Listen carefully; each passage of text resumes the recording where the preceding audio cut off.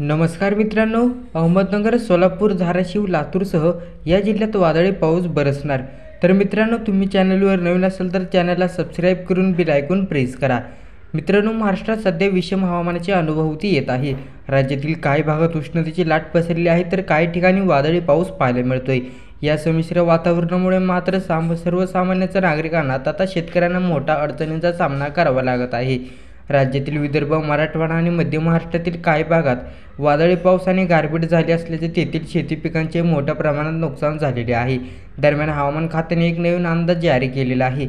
या अंदाजात आयएमडीने राज्यात अवकाळी पावसाची शक्यता असल्याचं म्हटलं आहे।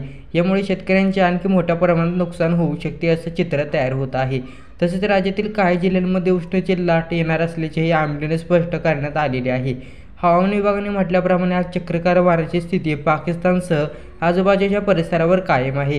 हे वारे मराठवाडा ते तमिळनाडूपर्यंत विस्कळीत स्वरूपात पाहायला मिळत आहेत। याचा परिणाम म्हणून आज राज्यात वादळी वाऱ्यासह पावसासाठी पोषक वातावरण तयार होत आहे। आज राज्यातील मराठवाड्यातील धाराशिव, बीड आणि लातूर या 3 जिल्ह्यांमध्ये, विदर्भातील यवतमाळ, गडचिरोली, गोंदिया, चंद्रपूर आणि भंडारा या 5 जिल्ह्यांमध्ये, तर मध्य महाराष्ट्रातील अहमदनगर आणि सोलापूर या 2 जिल्ह्यांमध्ये असे एकूण 10 जिल्ह्यांमध्ये वादळी वाऱ्यासह पावसाची शक्यता वर्तवण्यात आलेली आहे।